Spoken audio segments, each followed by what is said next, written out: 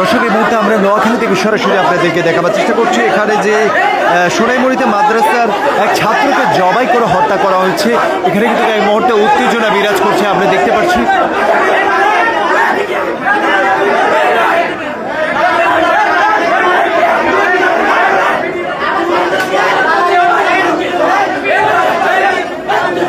দর্শক, এই মুহূর্তে আমরা আপনাদেরকে সোনাইমুড়ি থেকে সরাসরি দেখাবার চেষ্টা করছি। এখানে যে সোনাইমুড়ি উপজেলা বাট্রা যে মাদ্রাসার শিক্ষার্থীকে গলা কেটে হত্যা, নাজিম নামের এক শিক্ষার্থীকে গলা কেটে হত্যা করা হয়েছে। জানা গিয়েছে গত রাত 2টার দিকে একই বিভাগের যে হিপস বিভাগে পড়ালেখা করতো নাজিম, একই বিভাগের ছাত্র আবু সাইদ আনুমানিক রাত 3টায় কিন্তু নাজিমকে জবাই করে। আসলে বিষয়টি কিন্তু প্রাথমিকভাবে কিন্তু স্বীকারোক্তি দিয়েছে পুলিশের কাছে আবু সাইদ, তাকে কিন্তু থানায় নিয়ে যাওয়া হয়েছে। কিন্তু এ মুহূর্তে আমরা দেখতে পাচ্ছি যে নাজিমের যে পরিবার, আমরা দেখছি গেটের সামনে কিন্তু তারা চিৎকার করছে এবং ভিতরে প্রবেশ করার জন্য। দর্শক, আপনাদেরকে সরাসরি দেখাবার চেষ্টা করছি। আপনারা যারা দেখছেন দৈনিক নিরপেক্ষ, সঙ্গে রয়েছে আমি হুসাইন মাহমুদ। এবং মাদ্রাসার বাহিরের দৃশ্য যদি আপনাদেরকে দেখায়, এখানে কিন্তু হাজার হাজার মানুষ কিন্তু ভিড় করছে। বিষয়টি জানার পর আসলে যে এটি কতটুকু ভয়ঙ্কর একটি ঘটনা জানা গিয়েছে। যে পুরো বিষয়টা আমরা আপনাদেরকে একটু ক্লিয়ার করে বলছি। যে নাজিম নামে যে ছেলেটিকে গলা কেটে হত্যা করা হয়েছে, সে কিন্তু একই উপজেলা, সোনাইমুড়ি উপজেলার। আর যে আসামি আবু সাইদ, তার বাড়ি হলো ময়মনসিংহে, একই বিভাগে পড়ালেখা করত।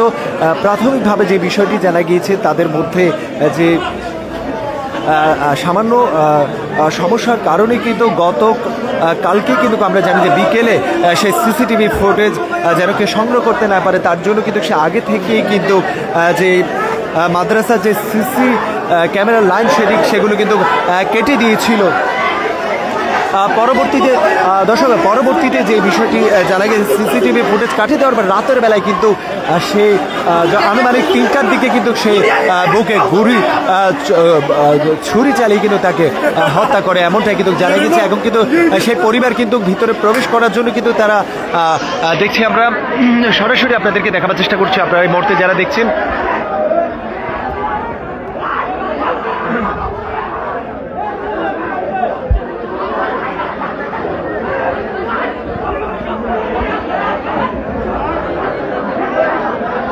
দর্শক, এই মুহূর্তে কিন্তু এখানে উত্তেজনা বিরাজ করছে।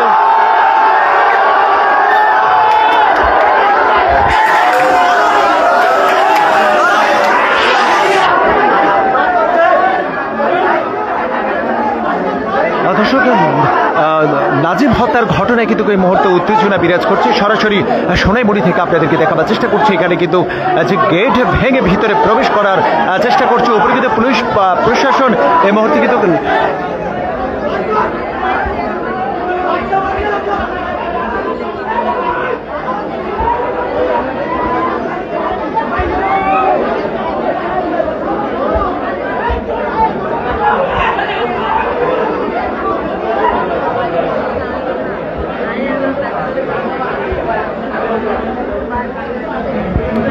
দর্শক, প্রাথমিকভাবে কিন্তু যে আসামিকে চিহ্নিত করে তাকে কিন্তু গ্রেপ্তার করা হয়েছে। ঘটনাটি কিন্তু ঘটেছিল ভোর, অনেকে বলছেন যে 2টা কিংবা 3টার দিকে। ঘটনাটি ঘটার পরে যখন আসামি যিনি, সে কিন্তু গলায় ছুরি চালানোর পরে কিন্তু ছেলেটি চিৎকার করার পরে হুজুর এসে কিন্তু আগে কিন্তু দরজা লক করে দেয় যেন কেউ বের না হতে পারে। কিন্তু এমনভাবে গলায় কিন্তু ছুরি চালানো হয়েছে যে কয়েক মিনিটের ভিতরে কিন্তু সেই মারা যায়। দর্শক, এই মুহূর্তে আপনাদেরকে দেখাবার চেষ্টা করছি। আপনারা যারা দেখছেন দৈনিক নিরপেক্ষ, সঙ্গে রয়েছে আমি হুসাইন মাহমুদ। আপনাদেরকে সরাসরি দেখাবার চেষ্টা করছি সোনাইমুড়ির বাট্রা মাদ্রাসা থেকে।